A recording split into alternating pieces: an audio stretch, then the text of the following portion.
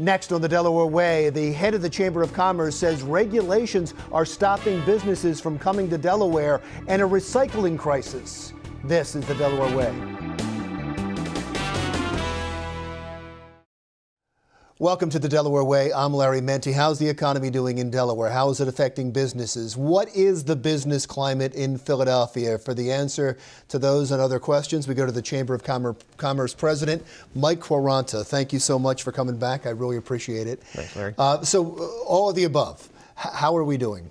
Overall, the economy is going quite well. The business productivity is up. Businesses in large part are doing really well. Sales are good and strong. There are some sectors that have started to level off, like the housing industry has kind of cooled a little bit, but interest rates remain steady and low, and so that's good news. But we have seen some headwinds, like in the ag sector. They had a very tough time with the weather and a growing season last year, and now you add to that some trade and tariff issues. It seems like every state's economy is doing well. That when the national economy does well, the states necessarily do well, and when the national economy does poorly, the states do poorly. Is that fair to say? That's fair to say. I think it's really important to reflect more about what I just said. I think you got to look at different sectors, because it's really the individual sectors, and there are things that are going to impact them, and the ag sector is a perfect example, because you've got things that are sometimes out of their control, like weather. How much do businesses in a state look at state government to see how they handle their money, and how does it affect them? Well, very, very focused on that, because we want to make sure that the state and its leadership is managing the state in a way that frankly reflects the way that businesses do similarly. And the governor, we applauded his efforts late last year when he signed Executive Order 21 that said, hey, we should fiscally set some money aside for some troubling times, because economies, as we know, Larry, right, will sometimes be on the rise and other times will level off or dip. And so you want to set some money aside, and his budget this year actually is very intentional in that regard. He sets aside $92 million of money that says, hey, why don't we save this for a rainy day?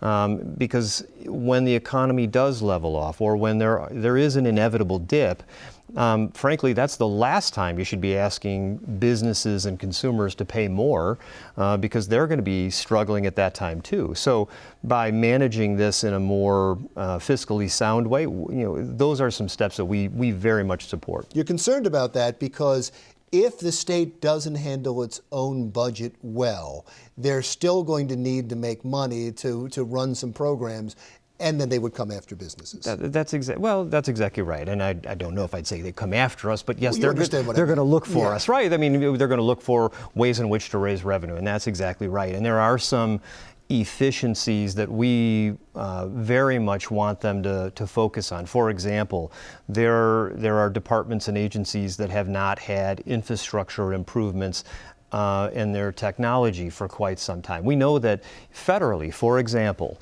Medicare and Medicaid, according to the GAO, lose $1.2 billion a week in misappropriated payments.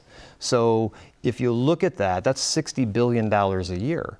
So if you look at the state and go, okay, well, you've got antiquated technology at many of your departments and agencies, there are probably efficiencies and there are probably misplaced payments that you're going to catch. So before you ask our members for more money, I'd really like you to focus on some of those improvements, because I think you've probably got revenue out there that you just don't know that you have. I have legislators and people from the cabinet in here all of the time, and we talk about attracting businesses to come to the state. And the answer I always get back, is it's not as important to attract businesses to the state. It's better to grow your own businesses, to make sure that you are an incubator for businesses to grow.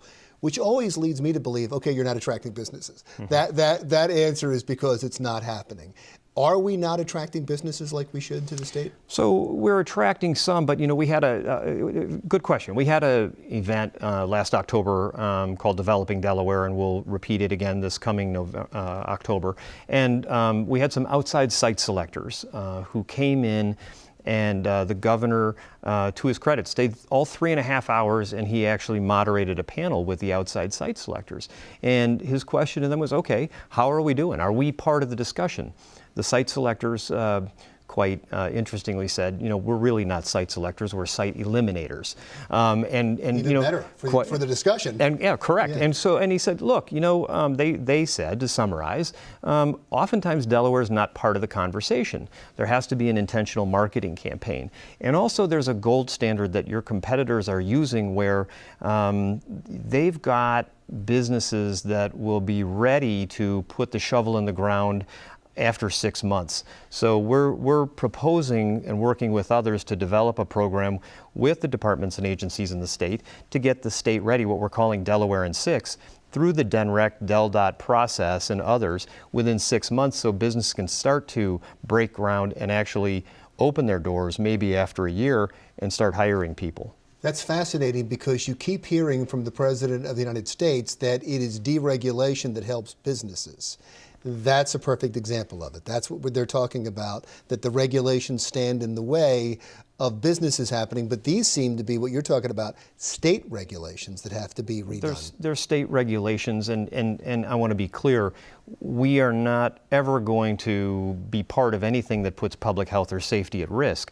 We want the departments to do their job. We want them to do it faster and more efficiently so that they can draw the same conclusions and make the decisions that they need to make, but in an expedited way so we can get along and businesses can make a decision about whether they're going to locate here or across the line in Maryland or someplace else. So none of the regulations as at this point you think are unnecessary or onerous? Well, there are some, and I know that I had a conversation with former Governor Jack Markell about that very subject, and it's very difficult to pinpoint the very specific ones. His administration did that. The business community did identify some that they thought were onerous and a bit overboard. I think, Larry, it's not so much specific regulations when you look at the entire body of work. It's the speed with which the applications come in, the decisions are made about the site visits, and the decisions are made about the proposals and whether they comport with the existing regulations. If it's keeping new businesses out of Delaware, that's a huge story. That is an enormous problem. It is a problem because there are, what the site selectors said, and the governor, to his credit, didn't kind of deflect and move on to a different subject. He said, okay, well, help me peel this back. Help me understand just what is it we need to do, because if our competitors in the surrounding jurisdictions are able to have sites prepared and ready to go after 6 months, he pointed right to his Secretary of DelDOT and his DENREC secretary and said, this is what we have to work on. Great. This is where we need to go. Well, that's good news. It is. Thank you, sir. Appreciate you being here. Mike Quaranta is the president of the Delaware Chamber of Commerce. When we come back, did you know that there's a recycling crisis around the world and in Delaware? We'll explain when the Delaware Way continues right after this.